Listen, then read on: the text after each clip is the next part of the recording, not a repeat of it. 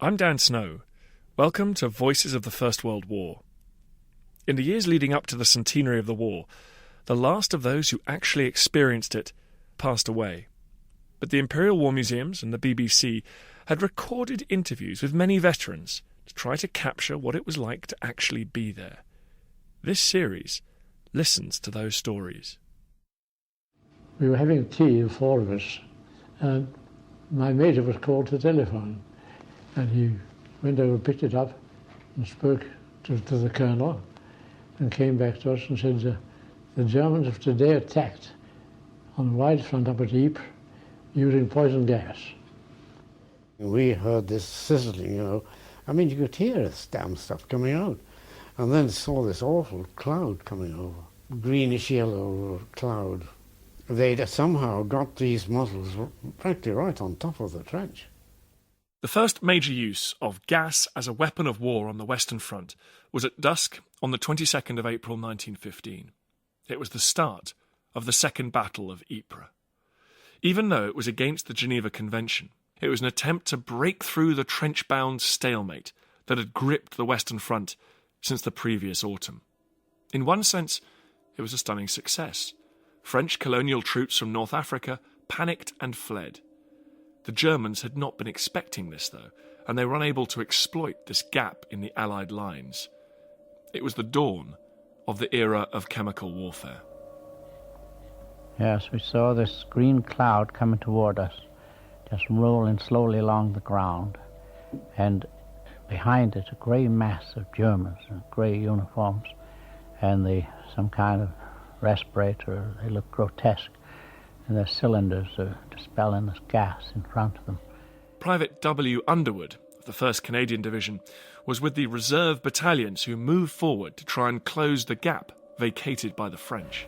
And we wondered just, what is this? This is not war, it's not convention. We felt pretty mad about the whole thing. And then one of our boys who was a chemist got a smell of this chlorine gas, and we all advised us to urinate on our handkerchiefs or a piece of putty or anything, saved our lungs from getting the gas. Well, then we knew that we just had to hold there, because up in the front line were our own boys who had not broken and ran. It was very frightening, and another thing was it reduced your efficiency completely. Captain Martin Greener also experienced the first gas attacks at Ypres and was interviewed by Peter Hart of the Imperial War Museum. And of course you immediately began to choke. Then the word came, whatever you do, don't go down. You see, if you got to the bottom of the trench, you got the full blast of it, because it was heavy stuff, it went down. Did it have a prevailing smell or characteristic, this gas, that you could convey to us? Yes, it had a sort of sweet smell, oniony smell. And it made you cough? Oh, yeah, well, it simply stopped your breathing. Jerry's yelling all the time. While this is going on, nobody's taking a damn notice. They tell us that we may be gassed when we go in the trenches. Private George Ashurst was moved into reserve trenches 3 miles from Ypres a few days later. So therefore, NCOs would be issued with so much flannelette, red flannelette, a yard or two, and so much elastic. Fold it about 3 or 4 times, attach the elastic and put it around their heads. So of course I got an issue. It's in the bottom of my haversack. Did you make them up? Never bothered. He'll not send any gas, the lad said. He'll not gas. Ashurst was in the Lancashire Fusiliers, along with 2nd Lieutenant Victor Hawkins, who spoke to the BBC in 1963. This was only the second occasion on which he sent it. This was the 2nd of May, Sunday, afternoon, tea time. And about 4:45, I went along to my company headquarters to have a cup of tea. I'd only just poured out my tea when the sentry in front called out, "Will you come and look, sir?" So I got up to look. And out of the German trenches, I suppose about 600 to 800 yards away, great jets of yellow cloud were shooting up into the air like water out of a hose. we had come up and seen the effect of the first gassing on our way, so we knew what it was. We saw this smoke coming out of German trenches, and somebody said, "Look, young Gurkhas attacking," and they flew back again, the Gurkhas. Somebody said, "It's gas." No sooner had he said that than somebody shouts, "It's coming over here too," you know. Well, everybody was grabbing their handkerchiefs, you know, coughing and spitting by then. And one or two attempt to get up the back of the trench, and the officer was there, "Get back," you know, with his revolver, "Get back, you. Stand to." As the gas went up into the air out of these jets, it formed together into a cloud and dropped, being heavier than the air, onto the ground, and then started rolling towards us with a slight breeze behind it, not a very strong wind. And we were very soon enveloped in this thick, yellow, filthy cloud and could see nothing. The gas clouds are all joined up into one, and they were at that time bright yellow, but they were gradually turning green then. Private Alfred Bromfield was also with the Lancashire Fusiliers and describes the same event. Well, our officer gave the order, rapid fire, just that, no more. We all opened up as fast as we could go. It was a real mad minute, I'll tell you. Blazing away there, continually firing into the gas, although we didn't know whether we was hitting anybody or it was just a blind with the gas coming over. They were jumping over the top of our heads, these lads out of front trench. You know, they were running, hopping it, out of the gas, and jumping across our trench altogether, over our heads, and running away towards Ypres. We didn't really know whether the Germans were coming up behind it or not, so we just let fly with everything we had and went on shooting. But it had a very serious effect. After about 5-6 minutes of this, began to feel pretty desperate. Mind you, we had no protection at all other than our own inventiveness. There was no such thing as gas masks in those days, so the men started urinating on either handkerchiefs or their caps, their soft caps, and covering their mouths with those long enough to get a good deep breath, and then continued firing. And that's how it went on, while the gas was still pouring over the top of the trench, and of course coming down into the trench naturally.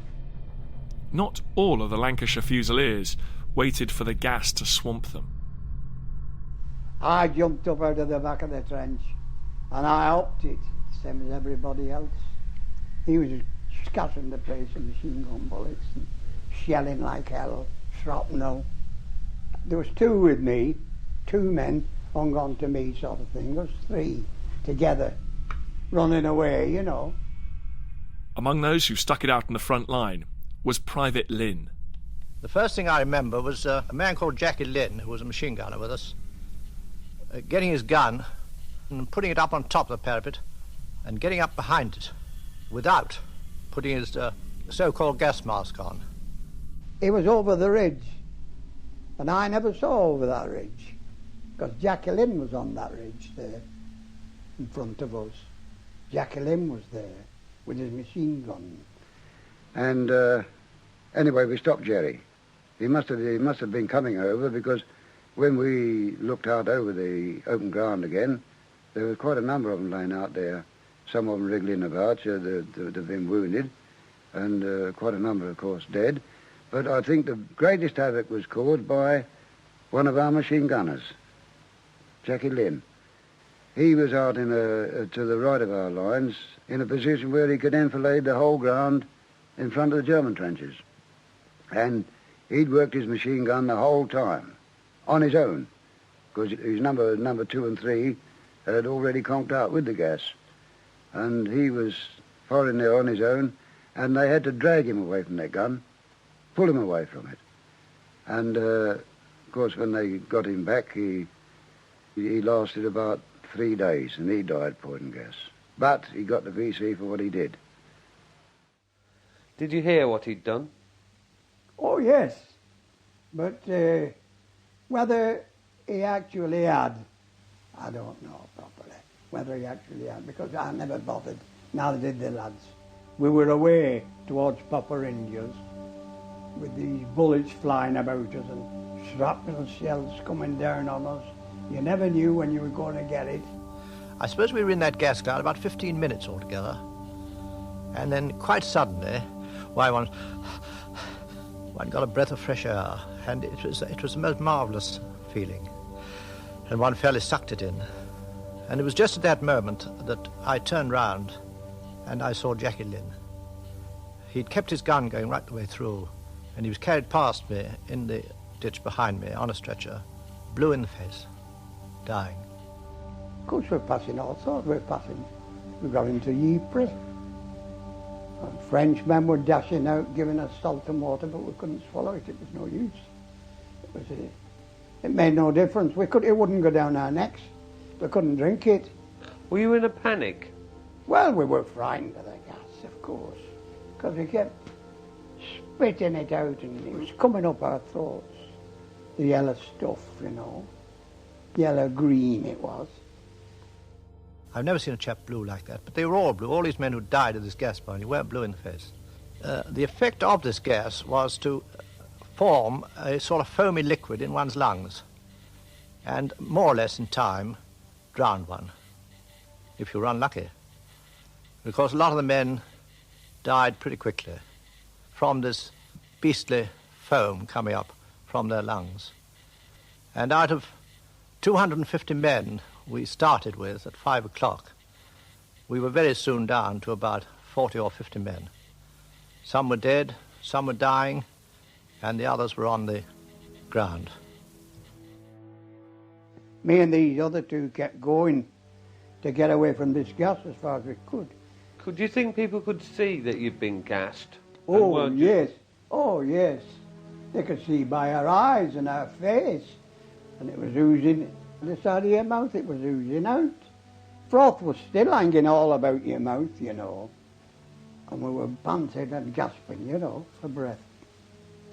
And an officer came along on his horseback. And he stopped his horse and he said, "What's wrong with you men?" We said, "We've been gassed, sir." He turned round to his batman that was riding with him, you know, on another horse. "Go back and bring an ambulance, quick." And it was no time, the ambulance was there too, and we were in it. Allied scientists scrambled to counter this German innovation. They developed ever more effective respirators, gas masks, so that soon gas was just another battlefield weapon. Still, George Ashurst was lucky to survive. And I was in this hospital at Rouen. They didn't give us anything to eat. We just had to have a drink of milk when we could. That's all. Nothing no more. Because that's what they did, they starved us. I couldn't lift my teacup like this before I'd done in that hospital. The doctor said, "Oh, you're doing fine." He said, "Now, I want you to eat this because you're going on a journey tomorrow morning." He says, "Do you think you're fit?" I said, "Where is it to, sir?" "To Blighty." "Oh, yes," he says. I said, "I can walk it, sir." I can walk it. Anyway, 2 orderlies come the next morning, clean pyjamas on and everything, on the stretcher, off to the boat, and across.